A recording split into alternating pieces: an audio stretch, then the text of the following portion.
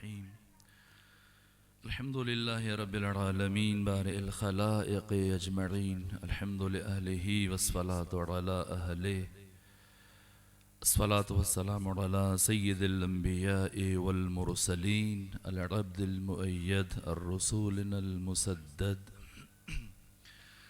अल मुस्तफ़ल अमजद अल हबीबिल अहमद अन नबीजिल उम्मीजिल मक्कीजिल मदनी अस्सिराजिल मुनीरिल कौकबिद्दुर्री स्वाहिबिल वक़ार वस्सकीना अल मदफून बिअर्द Medina सय्यिदिना व नबीजना व शफ़ीअ ज़ुनूबिना व तबीब क़ुलूबिना व हबीब नुफूसिना व मौलाना अबिल क़ासिम मुहम्मदनिल मुस्तफ़ा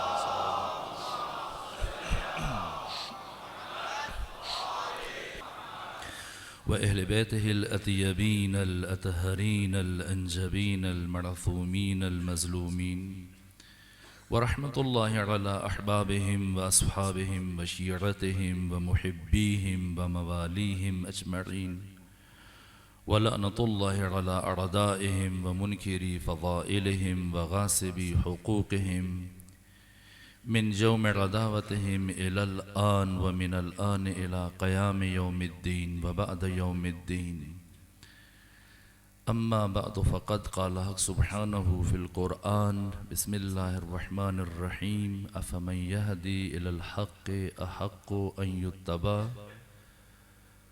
अम्मा ला यहदी इल्ला अन युहदा फ़मा लकुम कैफ़ तहकुमून। सलावत भेजिए मोहम्मद व आले मोहम्मद।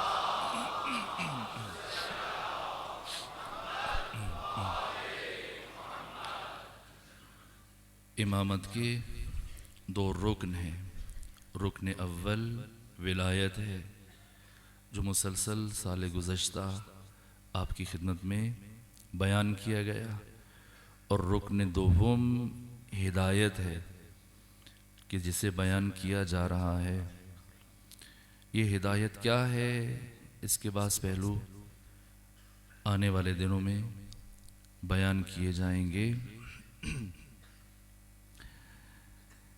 और इसकी जो अक़साम है और इसके मसादीक़, क़ुरआन को भी परवरदिगार ने हिदायत कहा है, हादी है क़ुरआन, और मासूमीन अलैहिमुस्सलातु वस्सलाम भी हादी हैं। इनमें क्या फ़र्क है, दोनों का अंदाज़ हिदायत, और दोनों किन मानों में हादी हैं। क़ुरआन की हिदायत कैसे है और क़ुरआन कहाँ तक हिदायत करता है, मासूमीन की हिदायत कि रविश और उसलूब और अंदाज़ क्या है और ये कहाँ तक हिदायत करते हैं। एक सलावत पढ़िए ख़ानदान सैयदा पर।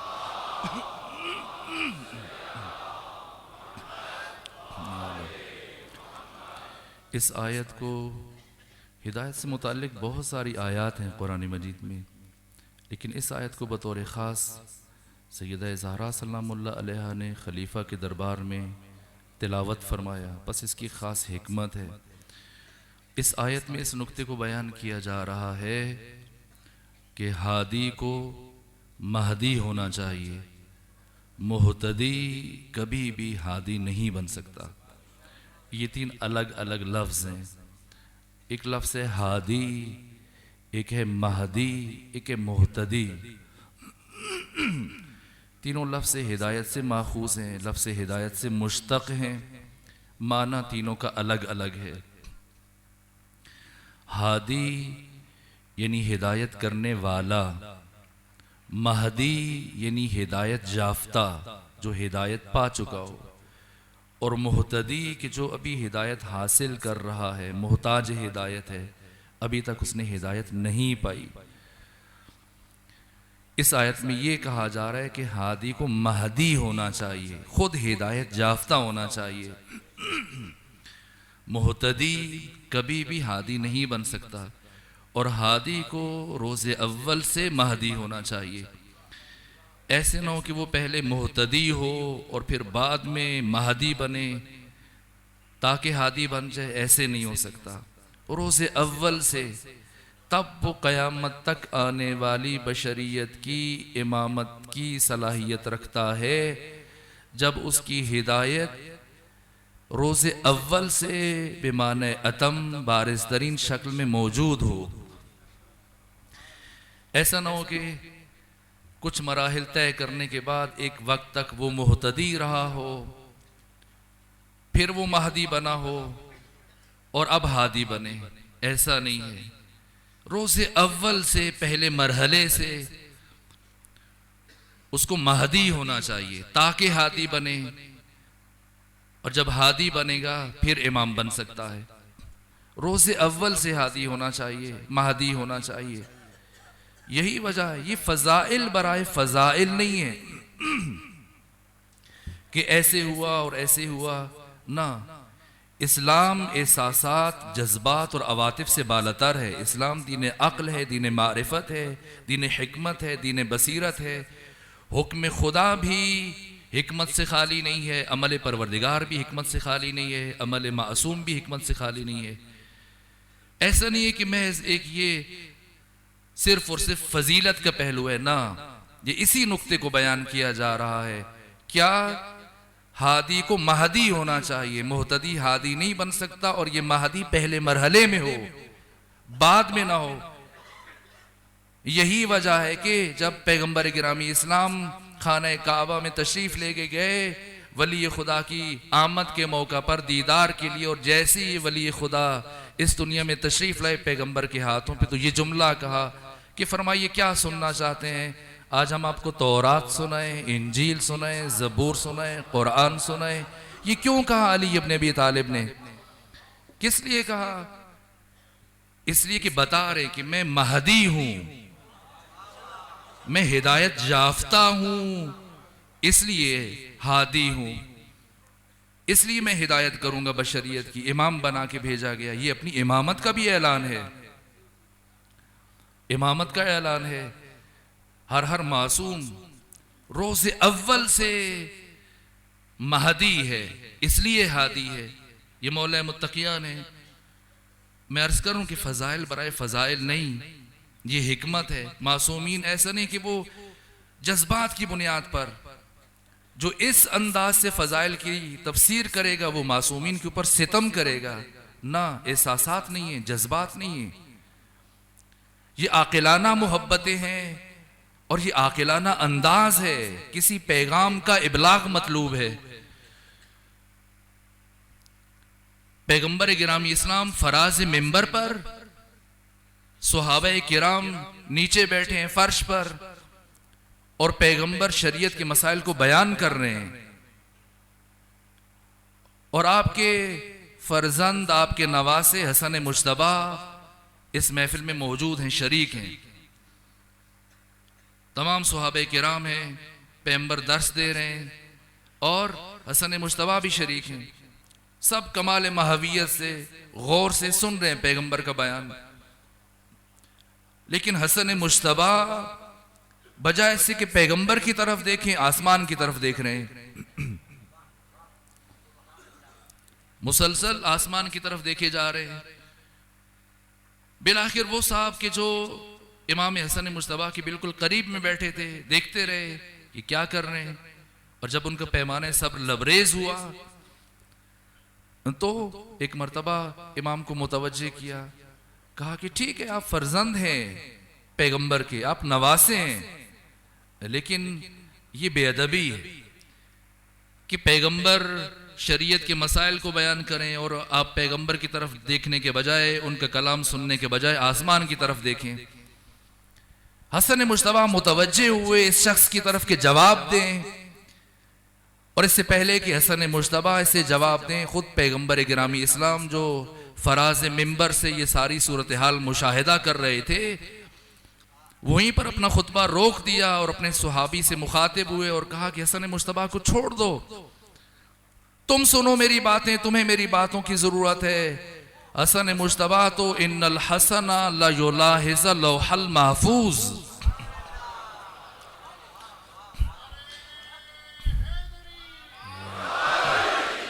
हसन मुश्तबा तो लोहे महफूज को मुलाहिजा कर रहा है।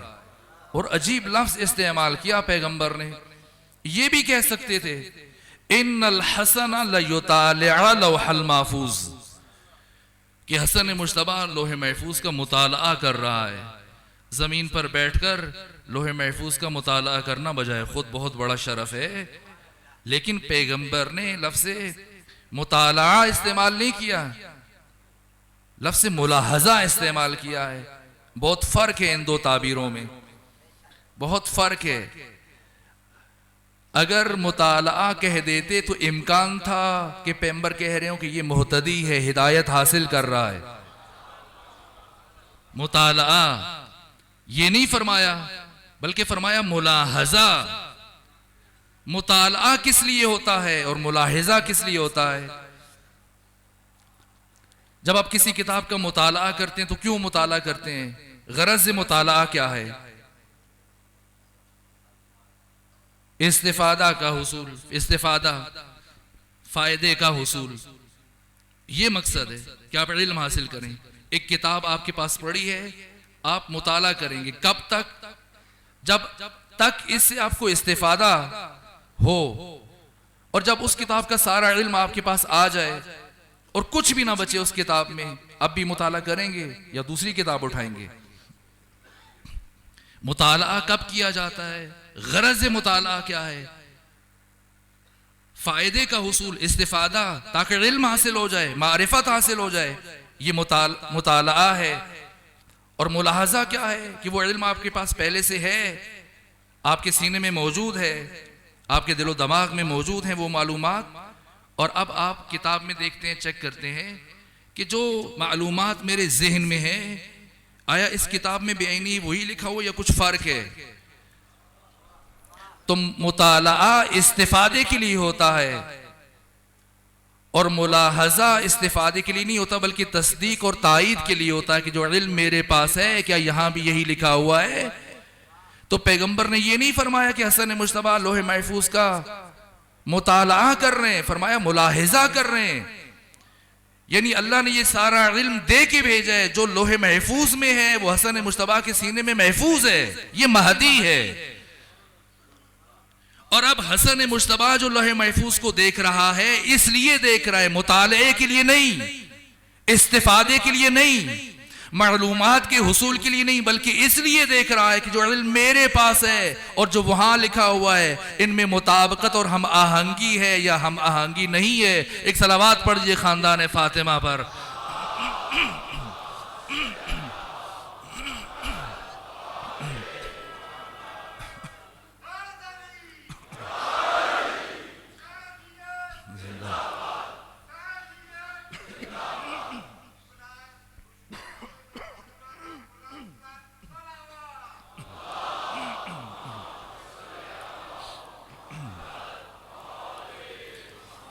आपने बेजा तरद्दुद किया, मोमिनीन को ज़हमत दी।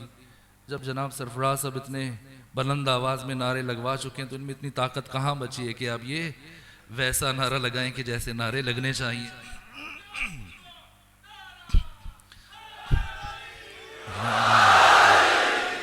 है तो मुताला या वो नारा पंजाब से था और ये नारा कोहाट से। अब एक सलावात पढ़िए खानदान सैयदा पे।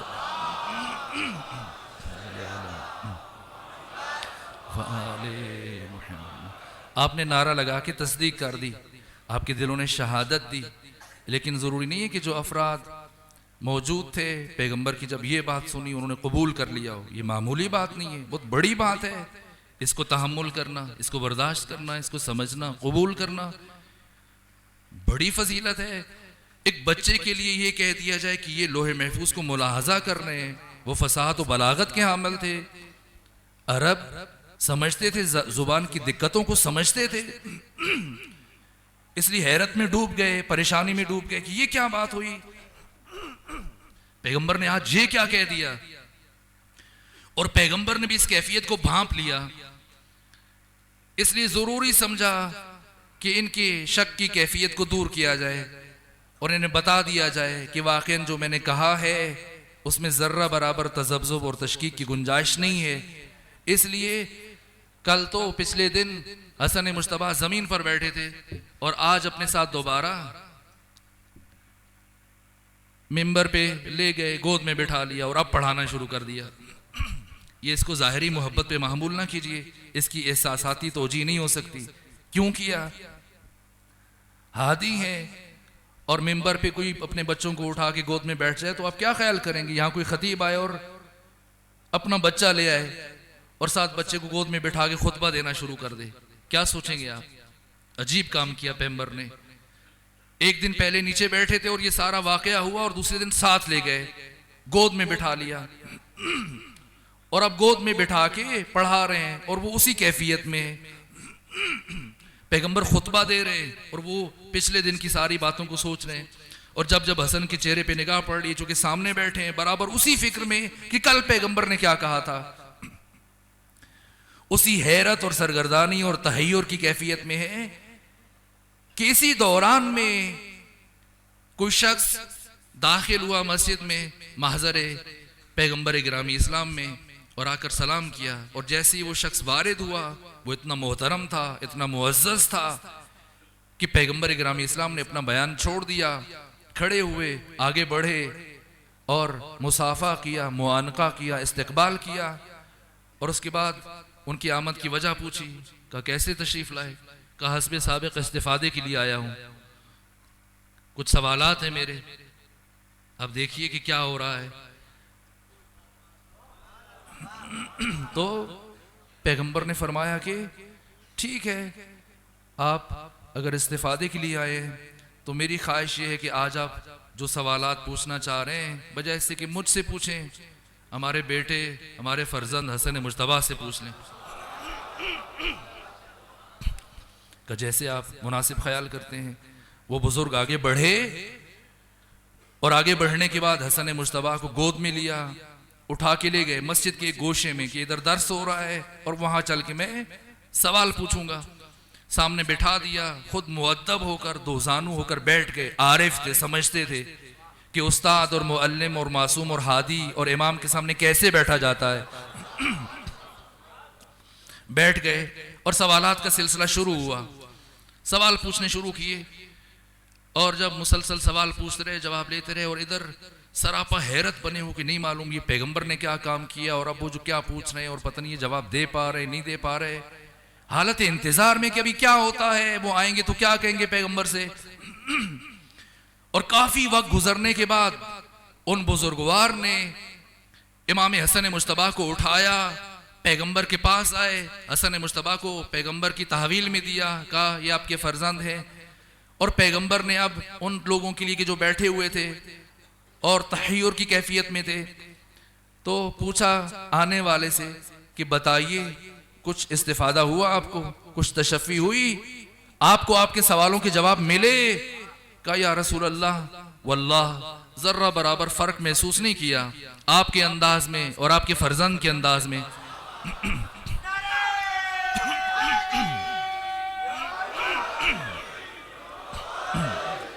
जैसे आपके अंदाज से मुझे तशफ़ी होती है, तसल्ली होती है, इत्मीनान होता है, मुतमईन हो जाता हूँ, बेईन ही आपके फर्जंद के अंदाज से। शुक्रिया अदा किया और वो बुजुर्गवार रुखसत हो गए। और जैसे ही वो गए, अब वो अफराद के जो महज़र रिसालत में बैठे हुए सरापा हैरत बने हुए थे, एक फर्द ने जुर्अत की, पैगंबर से इस्तिफसार किया, कहा हुजूर बताइए ये आने वाला कौन था? मदीने का तो नहीं था कि हम पहचान लेते, और इतना मोहतरम था कि आप उसके एहतराम के लिए खड़े हुए, इस्तकबाल किया, मुसाफा किया, मुआनका किया। कौन था ये आने वाला? कहा ये आने वाले जनाब खिज़र थे। ये खिज़र कौन है? खिज़र की शख्सियत को समझा जाए ताकि मकाम हिदायत रोशन हो जाए, पता चल जाए कि महदी कौन है और ये भी पता चल जाए कि हादी कौन है। खिज़र कौन है? मूसा 5 उलिल अज़्म अंबिया में से एक हैं, और यही मूसा जब इन्हें नबूवत मिल चुकी है, रिसालत मिल चुकी है, शरीयत मिल चुकी है, तौरात मिल चुकी है, अब फिर हाथ उठा दिए दुआ के लिए। इल्म की ख्वाहिश है, राजी नहीं हो रहे कि बस ख्वाहिश है ज्यादा मिल जाए, ज्यादा से ज्यादा मिले। तो अब यहां पर एक नुक्ता है लेकिन उसको बयान नहीं करूंगा, अगर उसकी तरफ चल पड़ा तो फिर शायद हम ये बात भी बीच में रह जाएगी। तो अब ज्यादा इल्म की जब ख्वाहिश की परवरदिगार से, नबूवत और रिसालत और शरीयत और तौरात मिल चुकी सब, अता हो चुका, मजीद जब ख्वाहिश की तो कहा कि ठीक है, अगर ज़्यादा इल्म चाहते हैं तो चले जाइए फ़लाँ मकाम पर, ये 15वें पारे का आखिरी हिस्सा आप मुताला कर लें और 16वें पारे का आगाज़ जहाँ से हो रहा है, सारी तफसील मौजूद है, वहाँ चले जाएं और जाकर उनसे सीखिए। ये गए और उन्होंने क्या शर्त रखी? तहम्मुल करना है, बर्दाश्त करना है, सब्र करना है, और अगर आप सब्र ना कर सके तो मैं आपको नहीं साथ लेके चलूंगा, नहीं सिखाऊंगा। क्यों कहा जनाब खिज़र ने कि तहम्मुल रखिएगा और सब्र रखिएगा? इसलिए कि दो आलिम एक साथ चल सकते हैं, आलिम और आलम एक साथ नहीं चल सकते, बहुत मुश्किल हो जाता है। दो आदिल एक साथ चल सकते हैं, आदिल और अदल एक साथ नहीं चल सकते, बहुत मुश्किल होता है। इससे फिर कभी हम मदद लेंगे आने वाले दिनों में, अगर इस बात तक पहुंचने में कामयाब हुए। तो मूसा आलिम है और मूसा की निस्बत खिज़र आलम है, इसीलिए शर्त रख रहे हैं कि तहम्मुल कीजिएगा, मेरे इल्म को बर्दाश्त कीजिएगा, और अगर आप बर्दाश्त कर सकेंगे तो ठीक है, मैं आपको साथ लेके चलूंगा, आपको सिखाता रहूंगा। लेकिन अगर कहीं पर आपका पैमाना सब्र लबरेज हो गया तो फिर मैं आपको आगे नहीं लेके चल पाऊंगा। कहा ठीक है, मुझे आपकी शर्त कबूल है। और आप जानते हैं कि फिर क्या हुआ, बच्चे को पकड़ के मार दिया। ये भी विलायत है, अभी उससे गलती का ज़ुहूर नहीं हुआ और सजा पहले दे दी। वली इसे कहते हैं जिसके पास ये खुसूसी इख्तियारात होते हैं। औला बे तसर्रुफ है, हमारी जिस्मों पर और हमारी जानों पर हमसे ज्यादा तसर्रुफ रखता है, यही वली है। हजरत खिज़र औलिया में से हैं, अलबत्ता इनकी वो विलायत नहीं है जो विलायत बयान की गई। बच्चे को मार दिया, फिर आगे कश्ती में सुराख कर दिया, और फिर जो आगे हुआ, हर मर्तबा जनाब मूसा सीखपा हो जाते कि ये क्या किया आपने। और खिज़र क्या कहते, मैंने नहीं कहा था आपने सब्र करना है। कहा अच्छा माजरत, बस अब नहीं होगा। और फिर दूसरी मर्तबा और तीसरी मर्तबा जब हुआ तो कहा कि बस हाज़ा फ़िराक़ुम बैनी व बैनक, ये मेरे और आपके बीच में जुदाई है, इससे ज्यादा आगे लेके नहीं चल सकता। और अलग कर दिया, मूसा को रुखसत कर दिया 3 सवालों के जवाब देकर। इससे ज्यादा तहम्मुल नहीं कर सके। मूसा उलिल अज़्म नबी है, साहिब शरीयत है, साहिब किताब है। खिज़र कोई मामूली इंसान नहीं है, ऐसी हस्ती कि जिसके साथ उलिल अज़्म नबी चंद कदम तय न कर सके, ये खिज़र हैं। और खिज़र जिस हस्ती के सामने जानू है ततलमुस तय करे, वो हसन मुश्तबा है, हसन मुश्तबा है। अल्लाहुम्मा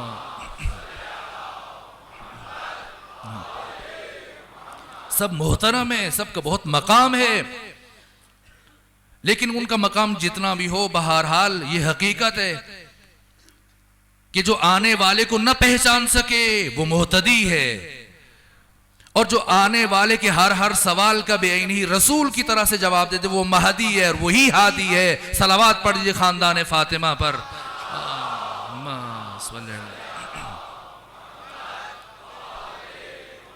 इन्हें हादी बना के भेजा परवरदिगार ने। ये अनवार हक ताला के कुर्ब में मौजूद थे, इस दुनिया में क्यों भेजा, किस मकसद के लिए भेजा? फलसफा इरसाल अनवार आइम्मा इस कायनात में क्या है? हमारी हिदायत के लिए, हमारी रहबरी के लिए इमाम बना के भेजा। इमाम किसे कहते हैं? वो जो आगे आगे चलता है और जिसकी हिदायत मतलूब होती है उसे पीछे पीछे चलाता है। ये इमाम और उम्मत का आपस में ताल्लुक है, ये इमाम और तशय्यो का आपस में ताल्लुक है। मैंने पिछले साल जो कुछ आदात बयान किए एजाज अददी कुरान मजीद, मैंने अर्ज किया था कि कुरान मजीद में लफ्ज़ इमाम 12 मरतबा है और लफ्ज़ शिया भी 12 मरतबा है, और इसकी एक वजह भी अर्ज की थी, इसलिए मैं दोबारा तिकरार उसका नहीं करूंगा। यानी शिया और इमाम साथ साथ हैं।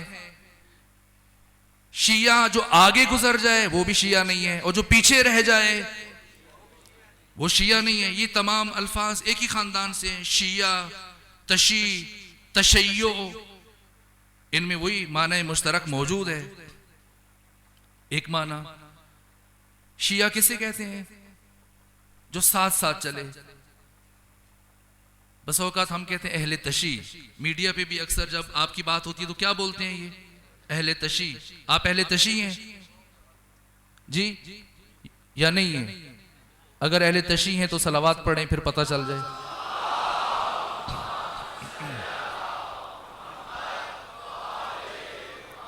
इसका मतलब है कि ये बात शुरू करके मैंने गलत नहीं किया। बेहतर है कि बच्चों को ये भी पता चल जाए। यकीनन बुजुर्गों ने नहीं पढ़ी है, बच्चों ने पढ़ी है। बुजुर्गों की शान अजल है कि वो ऐसी गलती कर जाएं।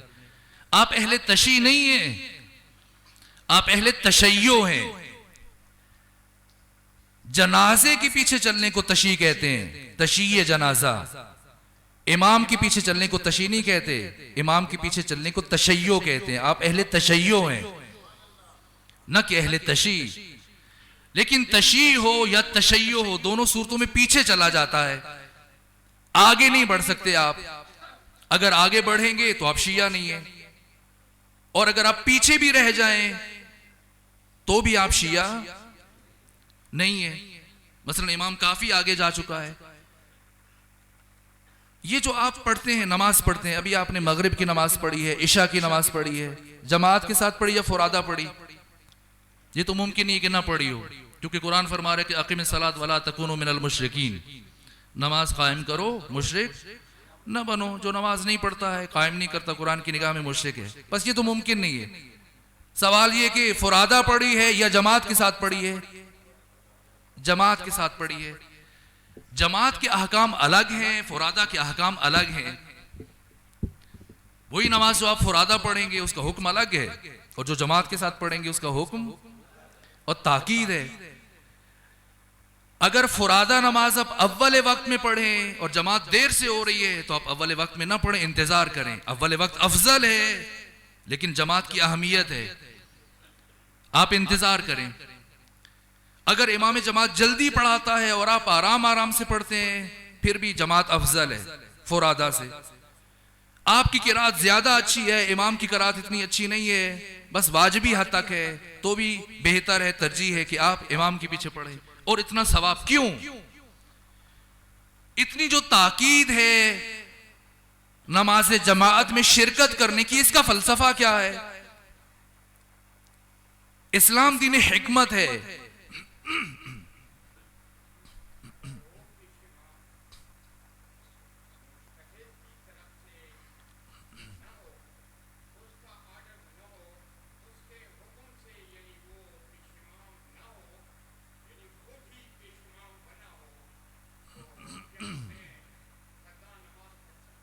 अर्ज करता हूं, एक सलावात पढ़ जी खानदान सैयदा की तरफ, चूंकि ये बात बीच में ना रह जाए। तो कभी आप फुरादा पढ़ते हैं, कभी जमात के साथ पढ़ते हैं, और जमात की बहुत ताकीद है, मुस्तहब है, और फिर ये इस्तेहबाब की सतह बढ़ती जाती है मुख्तलिफ मकामात के हवाले से। अगर इधर पढ़ेंगे तो कम है, और उधर पढ़ें तो सबसे कम सवाब जो है वो बाजार की मस्जिद में है, और फिर उससे ज्यादा मोहल्ले की मस्जिद में है, और उससे ज्यादा फिर जामे मस्जिद में है, और फिर मस्जिद कूफा है, और फिर इस तरह से मस्जिद नबवी, और आखिरी मरहले में मस्जिद हराम है, उसका सवाब सबसे ज्यादा है जमात के साथ। क्यों ज्यादा है? क्यों फुरादा नमाज पर नमाज जमात को तरजीह दी गई है? ये नमाज जमात है क्या? सब फुरादा पढ़ें, ज्यादा बेहतर है, राज़ न्यास करेंगे। आखिर नमाज जमात की इतनी ज्यादा ताकीद क्यों है इस्लाम में? इस ताकीद का फलसफा क्या है? इसलिए कि ये मकतब इस्लाम, मकतब इमामत उम्मत है। ये जो आपको नमाज पढ़ाई जाती है और जो आगे खड़ा है और इसको आप इमाम कहते हैं, ये मजाजन इमाम कहते हैं। और इसे क्यों आगे खड़ा किया गया है? ताकि हमारी ट्रेनिंग हो जाए, सीख जाएं। ये मश्क है इमाम के पीछे चलने की। आप देख लीजिए कितने वाजिबात है नमाज के, वाजिबात नमाज कितनी तादाद है? मैं गलत ना कह दूं इसलिए पूछ रहा हूं, रहनुमाई कर दीजिए जी। कोई आवाज नहीं आ रही कहीं से। 11 है, ये 11 वाजिबात नमाज हैं, और इन 11 में से 5 रुकन है। क्या हुक्म है इनका? आम वाजिबात का और अरकान का। वाजिबात नमाज 11 है, 11 में से 5 रुकन है।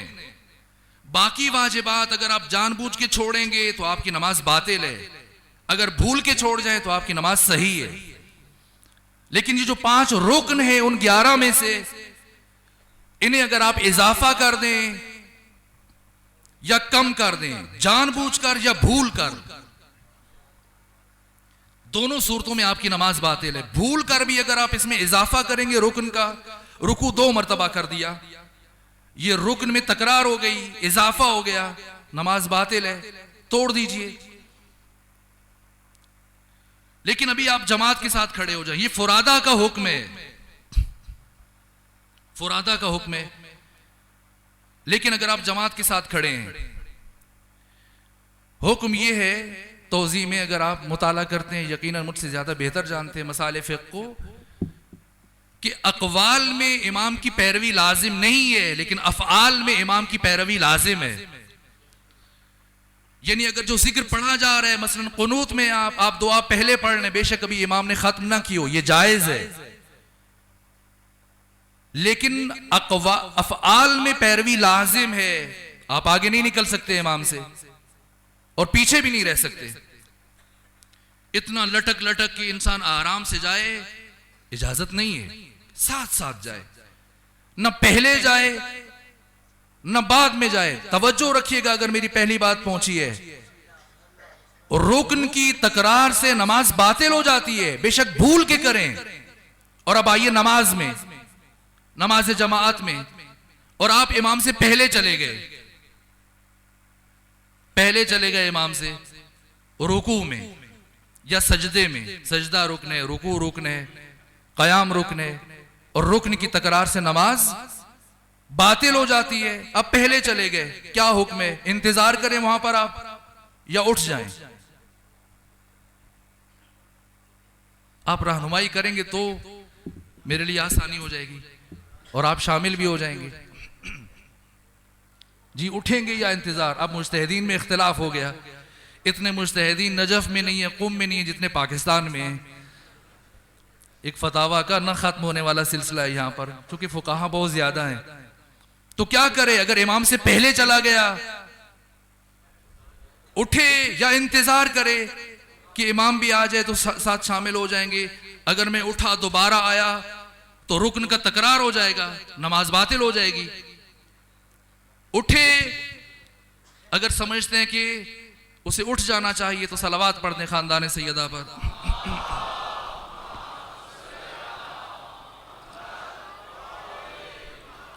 बस एक और कायदा आज तय कर लेते हैं, जो 3-4 दिन बाकी हैं उनके लिए, कि अगर आहिस्ता पढ़ेंगे तो 2 सलावातें पढ़नी पड़ेंगी, और अगर बुलंद आवाज से पढ़ा करेंगे तो फिर एक ही काफी है।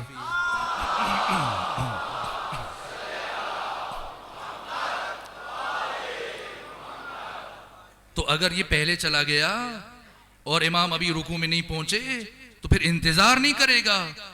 अगर इसने इंतजार किया तो फिर जमात से निकल जाएगा। इमाम के पीछे चलना है, ये नहीं कि आगे जाके इमाम का इंतजार करे, फिर वो इमामत का मफहूम खत्म हो जाएगा। ये ट्रेनिंग है नमाज जमात को, इसलिए इतनी ताकीद है कि सीख ले कि इमाम के पीछे कैसे चला जाता है।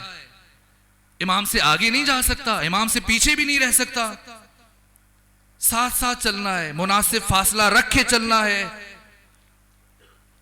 यहां पर रुकन की तकरार से नमाज बातिल नहीं होगी। उठे और जब इमाम जाए अब दोबारा सर झुकाए। वही काम जो फुरादा में जिससे नमाज बातिल हो रही थी, नमाज जमात में हुक्म बदल गया। क्यों? ये नमाज जमात हमें सिखाती है कि इमाम के पीछे कैसे चला जाता है। इमाम जमात हो, यहां से हम सीखेंगे। मैं कुछ कहना चाह रहा हूं लेकिन वक्त बहुत महदूद है, मुझे अफसोस हो रहा है कि वो बात रह जाएगी। ये हमें सिखाया जाता है और उसको आगे होना चाहिए, उसने लेके चलना है। पिछले साल मैंने अर्ज किया था ये फलसफा सलाम क्या है, जो नमाज के आखिर में आप सलाम पढ़ते हैं, याद है आपको? अस्सलातु मिअराजुल मोमिन की तफसीर करते हुए कुछ अर्ज किया था कि नमाज मोमिन की मेराज है। कैसे है? ये क्यों आप हर नमाज के बाद मुसाफे करना शुरू कर देते हैं? अब याद आया आपको? इसीलिए ताकीद है कि इमाम कैसा होना चाहिए? साहले हो, बाकिरदार हो, बाइफ़्फ़त हो, मुत्तकी हो, आदिल हो। क्यों? इसने आपको एक सफर पे लेके चलना है, कहीं लेके जाना है इसने आपको। इसलिए हर किसी के पीछे नमाज नहीं होती किरदार को देख के फिर उसके पीछे नमाज पढ़ी जाएगी। इसने आपको लेके चलना है और आपने इसके साथ साथ चलना है, आगे नहीं गुजरना है। और जो इमाम पिछलों की मर्जी से चलना शुरू कर दे तो वो इमाम नहीं है। अगर मैं मसलन या मिंबर पे बैठने वाला लोगों की मर्जी से बोलना शुरू कर दे और जो इमामत कर रहा है मेहराब में खड़ा है वो लोगों की मर्जी के मुताबिक चलना शुरू कर दे, तो फिर वो इस काबिल नहीं रहेगा। जिस दिन खतीब लोगों की मर्जी पे चलना शुरू हो जाए वो उस दिन मिंबर हुसैन पर आने के काबिल नहीं रहता। जिस दिन मेहराब में खड़े होने वाला उस्ताद बुजुर्गवार अल्लामा शेख मोहसिन अली नजफी ने बहुत पहले, वो जब एक मदरसे में होते थे यहाँ इस्लामाबाद में, तो दरस अखलाक में उन्होंने एक जुमला कहा जो दिलो दिमाग पर नक्श हो गया। कहा कि वो शख्स के जो मिंबर पे बैठता है और लोगों की मर्जियों का ख्याल रखता है कि ये सुनना चाहते हैं, ये पढ़ो, इससे खुश हो जाएंगे, वो मिंबर तो बजाय खुद वो लोगों की जूतियों में बैठने की भी सलाहियत नहीं रखता। उसको मिंबर हुसैन पे नहीं जाना चाहिए। किसे जाना चाहिए? वो कि जो ना दूसरों की मर्जी पे चले ना अपनी मर्जी पे चले, बल्कि सबको अपने साथ लेकर खुदा की मर्जी की तरफ लेके जाए। ये मेहराब में जाने की भी सलाहियत रखता है और मिंबर पर आने की भी सलाहियत रखता है। असर है कैसा इमाम होना चाहिए। आखिर क्या वजह है? कभी कभी आप अच्छी जगह खड़े हैं आपको बुरा ख्याल आ जाता है, और कभी कभी आप बुरी जगह पर हैं आपको अच्छा ख्याल आ जाता है। इसकी वजह क्या है? कभी आप सैनमे में हैं और एक बेहतरीन पाकीज़ा ख्याल आ गया, बुरे लोगों में है अच्छा ख्याल आ गया।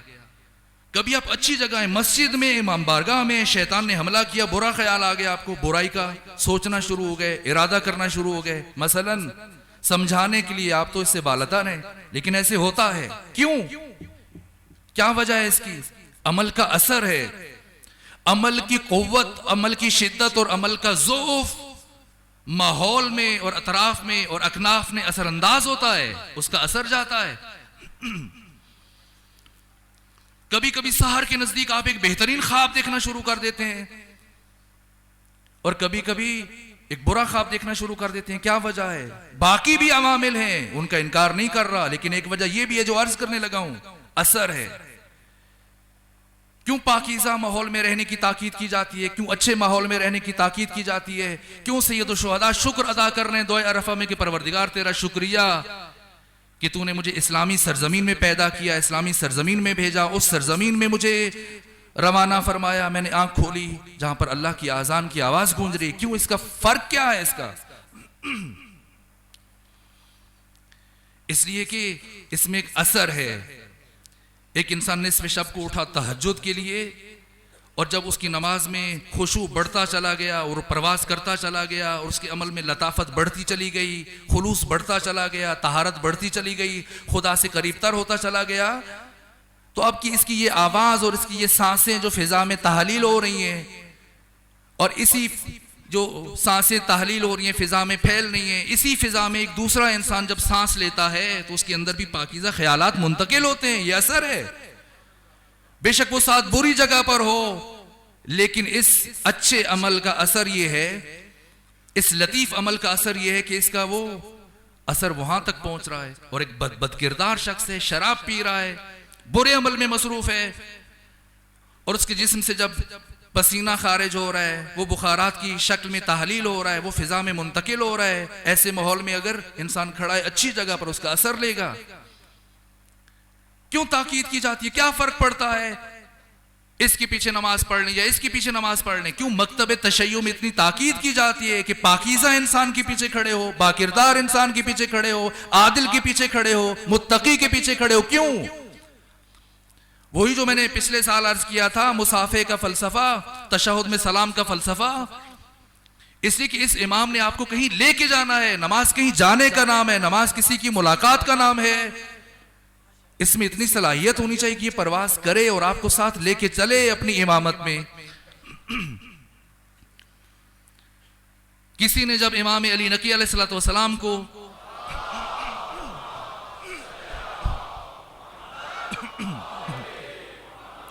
रुसवा करना चाहा, तौहीन करना चाहिए इमाम की, बुलाया मदीने से और बुलाने के बाद कहां ठहरा दिया, किस जगह ठहराया? इमाम की तौहीन करने के लिए, बेअदबी करने के लिए। 3 दिन कहां रखा इमाम को?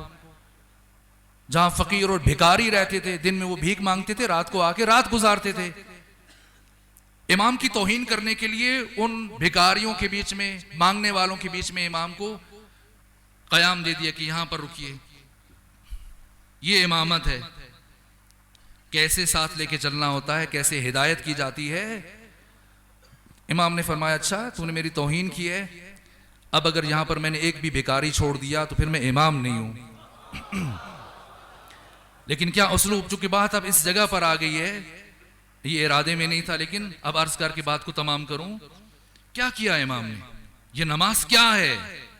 अगर मुमकिन हुआ तो फिर आने वाले दिनों में नमाज के मुतालिक भी कुछ अर्ज किया जाएगा, लेकिन अभी ये एक नुक्ता अर्ज कर दूं, क्या है ये नमाज और इमाम किसे कहते हैं, और कैसा इमाम हो तो नमाज पर क्या असर पड़ता है। एक मर्तबा उनको बिठाया, कुछ समझाया, कहा कि देखो ये तुम्हारे कपड़े बहुत मैले हैं, गंदे हैं, और ये तुम्हारे जिस्मों पर ये आलूदगी है। इमाम ने सबके लिए बेहतरीन लिबास मंगवाया, नया लिबास मंगवाया, आमादा करवाया, कहा कि पहले आप लोग गुस्ल करो, नहा लो, फिर लिबास दिया उनको बेहतरीन तरीके से, कुछ उनको हदिये दिए, उनको बेहतरीन खाना खिलाया। जब उस कैफियत में आ गए, मेराज पे जाना है, क्यों ताकीद है कि बेहतरीन लिबास पहनो नमाज के लिए? क्यों ताकीद है कि खुशबू लगाओ? कहीं जाना है, आप किसी के दफ्तर जाते हैं किसी बड़े से मिलने के लिए, बड़े सच संवर के खुशबू लगा के, और नमाज के लिए ऐसे ही जाके इंसान खड़ा हो जाए, क्यों? उस रब्बुल अरबाब की बारगाह में जाना है। इसी तरह से इमाम ने पूरा रिवायात में तफसील देखिए, बेहतरीन लिबास पहनाया, खुशबू लगाई, जगह सब मिल के इमाम ने उनके साथ जगह साफ करवाई जहां वो उनका कयाम था, और कहा कि मेरी ख्वाहिश है कि आज हम मिल के नमाज पढ़ें। ये एक काम किया इमाम अली नकी अलैहिस्सलाम ने, और कोई भिखारी नहीं छोड़ा। जब इमाम निकले तो सारे साथ निकल गए, फिर पीछे कोई नहीं बचा था, और वो जो तौहीन करना चाह रहा था खुद रुसवा हो गया। इमाम ने कहा चलो अब जबकि पाक हो चुके हो, नहा लिया है तुमने, कपड़े पहन लिए, खुशबू लगा लिए, अब आमादा हो जाओ मेरे साथ नमाज के लिए। इमाम नमाज के लिए खड़े हुए। ये इमाम जिसकी नमाज बहरहाल मेराज है और यकीनन मेराज है, अब उनको भी इस कैफियत में लेके आ गए थे। इस कदर उनकी तबलीग की, कुछ वक्त लगा के उनको पाक व ताहिर किया, और इमाम उसे कहते हैं जो साथ लेके चले। कुरान भी हिदायत है और इमाम भी हिदायत है, दोनों हादी हैं, लेकिन कुरान इराउत तरीक करता है, सिर्फ रास्ता दिखाता है, इमाम ईसालुल मतलूब करता है, साथ लेके चलता है, इसे इमाम कहते हैं। इसलिए जब नमाज शुरू की, ऐसी कैफियत आ गई नमाज में। वो इमाम मूसा काज़िम है जो जिंदान में थे, और किसी ने एक खातून को गुमराह करने के लिए भेजा, और जिसे गुमराह करने के लिए भेजा था वो खुद हिदायत याफ्ता हो गई, और सर सजदे में रखकर सुब्बूहुन कुद्दूसुन रब्बुल मलाइकति वर्रूह की आवाजें बुलंद हो रही थी। और ये वो भिखारी हैं जिन्होंने इमाम अली नकी अलैहिस्सलाम के पीछे नमाज पढ़ी, शुरू की, और आहिस्ता आहिस्ता जब परवाज की इमाम के साथ, और इसी नमाज में वो कैफियत आई, ऐसा रंग पैदा हुआ, वहां बारगाह मलकूत में पहुंचे, अपने रब के साथ हम कलाम होने में कामयाब हो गए। और जैसे ही वहां से पलटे, अब खुद उन्होंने शर्म महसूस किया और गैर मुनासिब ख्याल किया कि उस रब्बुल अरबाब की बारगाह से आकर दुनिया के इन मोहताज बंदों से क्या मांगना। जहां इमाम जा रहे हैं पीछे पीछे ये भी चले गए। सलावात पढ़िए मोहम्मद व आले मोहम्मद पर।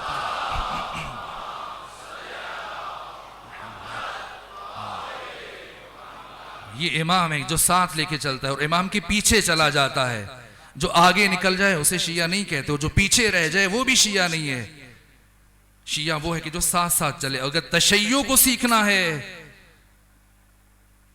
कि कैसे इमाम की इताअत की जाती है और कैसे इमाम के पीछे चला जाता है, तो फिर अबुल फजल अब्बास से सीखना चाहिए।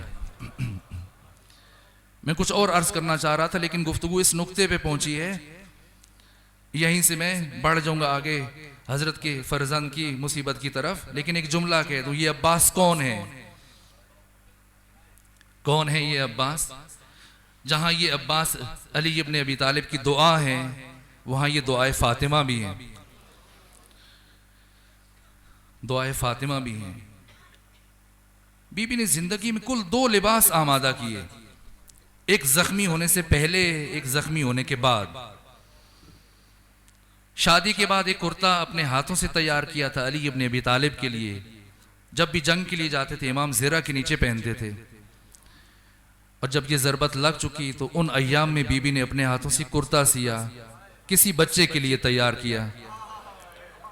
कैसा इस्तकबाल है, कैसी आमादगी है, कितना ख्याल है, अजीब ताल्लुक है, अजीब ताल्लुक है अबुल फजल अब्बास का और फातिमा तो ज़हरा का।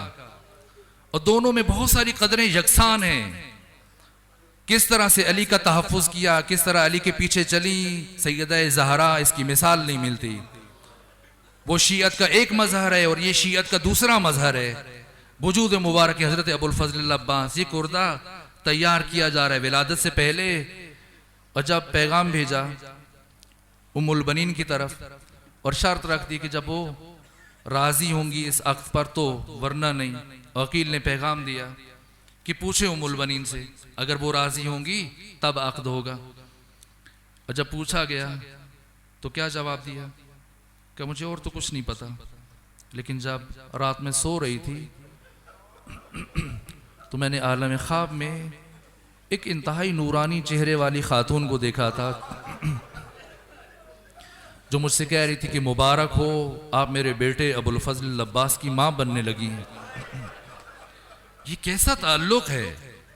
और जब विलादत हो गई, उम्मुल बनीन की गोद से लिया, सैयदा ज़ैनब ने उठाया, सीने से लगाया, चूमा और कान में कुछ कहना शुरू कर दिया। अली ने पूछा, बेटी क्या कर रही हैं? कहा, माँ की वसीयत पर अमल कर रही हूं। दुनिया से जाती हुई माँ ने मुझसे ये कहा था कि बेटी, जब आपके भाई अब्बास दुनिया में आए तो उनमें हाथ में उठाकर उनको उनके कान में मेरा सलाम कहना कि माँ फातिमा तुझे सलाम कहती थी। ये अब्बास है, अजीब ताल्लुक है। हम आगे बढ़ेंगे लेकिन ये ताल्लुक रोशन हो जाए। एक दिन उम्मुल बनीन घर में चल रही है परेशानी की कैफियत में, और अली दाखिल हुए और देखा उम्मुल बनीन को। कहा, बीबी क्या हुआ, क्यों परेशानी की कैफियत में चल रही है? कहा कि बहुत देर हो गई, अब्बास घर से बाहर गए हैं, अभी तक वापस नहीं आए। कहा, आ जाएंगे, अब्बास अभी छोटे नहीं है। कहा, नहीं आका, मैं हासिदीन मदीना से डरती हूँ कि कोई मेरे बेटे को गुज़र ना पहुंचा दे। आप अगर जहमत ना हो तो जाकर मेरे बेटे को कहीं से ढूंढ के ले आइए। अली जानते निकले और तो देखा एक कब्र के पास बैठकर गिरिया भी कर रहे हैं और जुबान से कुछ कह भी रहे हैं। अली करीब चले गए कि अब्बास क्या बातें कर रहे हैं। और जब अली करीब गए, क्या सुना? अब्बास गिरिया करते हुए कह रहे हैं कि माँ, मैंने सुना है कि किसी ने आपके दरवाजे को आग लगाई थी। मैंने सुना है कि किसी ने आपके ऊपर जलता हुआ दरवाजा गिराया था। माँ, मैंने ये भी सुना है कि दरवाजे की कील आपके जिस्म में दाखिल हो गई थी। माँ, मैंने सुना है कि किसी शकी ने आपके रुखसार पर तमाचा मारा था। मैंने सुना है कि किसी ने आपके हाथों पर ताजियाने मारे थे। ए माँ, तुम्हें पूछता कि दुश्मन को ये जुर्रत कैसे होती है।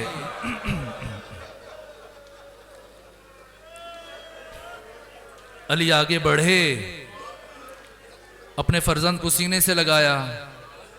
कहा, अब्बास जहां कैसे आ गए? कहा, मैं घर में था, तिलावत कुरान में मसरूफ था और मुझे मुसलसल बकी से आवाज आने लगी कि मेरे बेटे अब्बास, मेरे करीब आ जाओ, मैं नजदीक से तुम्हारी खुशबू को महसूस। ये अब्बास हैं जो सरापा वफा हैं। ये अब्बास हैं जिन्होंने अपना सब कुछ कुर्बान कर दिया हुसैन इब्ने अली पर। सब कुछ कुर्बान कर दिया, सब कुछ कुर्बान कर दिया। और अब हाथ बांधे कमाल अदब से हुसैन के सामने खड़े हैं। और बड़ी उम्मीद भरी नजरों से हुसैन के चेहरे की तरफ देख रहे हैं और कह रहे हैं आका इजाजत दे दीजिए मेरे बेटे को मैदान जंग में जाने के लिए। सैयद शुहदा ने फरमाया अब्बास मैं कब तक उम्मुल बनीन के घर को उजड़ते हुए देखूं? अब्बास आपके 3 भाई पहले शहीद हो चुके हैं, आपका बेटा अभी कमसिन है, रिवायतों में कि या 9 साल उम्र है या 11 साल उम्र है अब्दुल्ला की। और अब्बास बार बार इसरार कर रहे हैं कि मेरे बेटे को मैदान जंग में जाने की इजाजत दे दें। बड़ी मिन्नत समाजत के बाद अबुल फजल अब्बास के फर्जंद को मैदान जंग में जाने की इजाजत मिली। अब्बास ने अपने हाथों से अपने बेटे को तैयार किया। सन इतना छोटा है कि घोड़े पे सवार नहीं किया, पैदल रवाना किया। और जब तलवार हमाइल की तो वो तलवार करबला की जमीन पर खत खींच कर जा रही थी। अब्दुल्ला ने कुछ कदम तय किए या अबुल फजल अब्बास ने कहा बेटा मेरी एक वसीयत सुनते जाओ। बेटा आप पहली मर्तबा मैदान जंग में जा रहे हैं, अभी जब आप मैदान जंग में जाएंगे सामने से दुश्मन की तलवारें होंगी, आपको जख्म लगेंगे, खून बहेगा, बेटा आपको तकलीफ होगी। लेकिन जब आपको तकलीफ पहुंचे तो आपने भागकर खयाम की तरफ नहीं आना। और ये जहन में रखना कि आप अली इब्न अबी तालिब के पोते हैं, आपने अली की शुजाअत दिखानी है। अबुल फजल अब्बास के फर्जंद मैदान जंग में पहुंचे और दुश्मन ने ख्याल किया कि बच्चा है, एक एक करके भेजा और जो भी आता है लम्हों में अब्बास के फर्जंद उसको खत्म कर रहे हैं। और जब दुश्मन ने महसूस किया कि ये बच्चा एक एक फर्द को इस तरह से मारता रहेगा तो बहुत सारे अफराद ने मिलकर हमला किया। और जब मिलकर हमला किया तो हजरत के फर्जंद अपने आप को संभाल ना सके और काफी जख्म लगे तो गिरे। और अजीब बात है कि जब गिरे तो खयाम की तरफ रुख नहीं किया बल्कि नजफ की तरफ मुंह करके कहा कि बाबा मैं दुनिया से जा रहा हूं, सलाम आखिर कबूल कर लीजिए। अबुल फजल अब्बास बहुत तेजी से अपने बेटे की लाश पर पहुंचे और जैसे ही अपने बेटे को उठाना चाहा, बेटे की लाश को उठाना चाहा, या हुसैन इब्न अली का हाथ अब्बास के कंधे पे आ गया और फरमाया कि अब्बास कभी ये भी देखा है कि किसी बाप ने अपने बेटे की लाश उठाई हो? अब्बास पीछे हट जाओ, तुम्हारे बेटे की लाश को मैं उठाऊंगा। मैं कहूंगा हुसैन इब्न अली आप अबुल फजल अब्बास को बेटे की लाश नहीं उठाने दे रहे, लेकिन कल जब अली अकबर की लाश होगी